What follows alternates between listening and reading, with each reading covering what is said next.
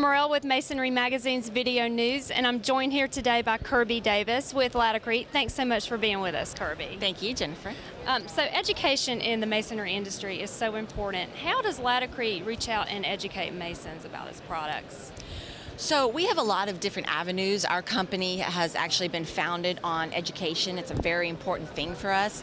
And so for many decades, we've really focused on all different types of education. But one of our more popular education exercises is called our PTKs, which stands for Profit Through Knowledge. And they're day-long training seminars where masons will come in and train, and we go over all the different aspects of how to use our products and tools and things like that.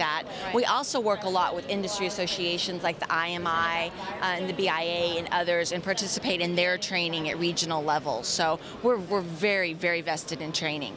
Okay, and what about energy efficiency? How are you addressing the changing codes and demands on the industry from energy efficiency standpoint? That's a really good question. So there is a lot of things changing, and a lot of people are aware of this, but they're still grappling with how to do it. There is actually a standardization in the codes now that require continuous air barriers and a requirement for continuous insulation. So that is a really big challenge for architects today on how to design with all these other components in the wall. And so those components, though, affect the efficiency, which is why they're now required by the laws. Right. So they really have to focus on how to sandwich, new wall sandwiches and things like that. So the requirement for most zones throughout the United States is a continuous insulation factor of 7.5, which is roughly 1.5 inches of insulation outboard of the stud cavity. Okay. So to achieve that, however, there can't be penetrations through it,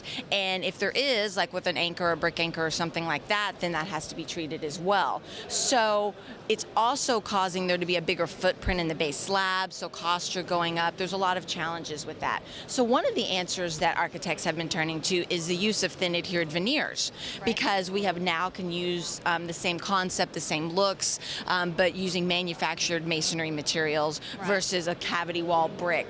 And so now there's an installation sandwich that becomes thinner and it's easier to install. So that's what our system, our masonry veneer system, is designed for, to give that high performance wall sandwich an extended warranty. Right. So over a stud wall, we have a 15-year warranty, and over a concrete or block, we actually have a 25-year warranty that those thin adhered veneers will stay up. And so it's a really good solution for architects out there, and it helps them deal with the energy efficiency things. Right.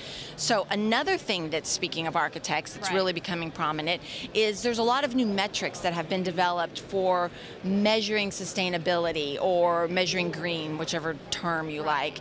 But essentially, instead of having like single labels of, is a product low VOC, does it have recycled content, kind of the traditional things that we're used to, they're now looking for whole life cycle analysis of products.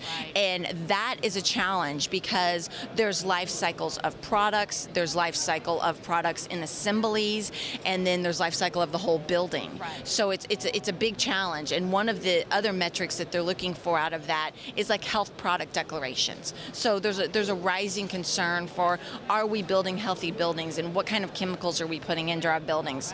So a lot of firms now have created red lists of products that they won't use in their buildings because of the chemical contents in there. Yeah. So that's a whole industry that's really just growing rapidly, is that. And another thing is product class rules are developing to help with the life cycle analysis, and to also help in the development of environmental product declarations, also called EPDs.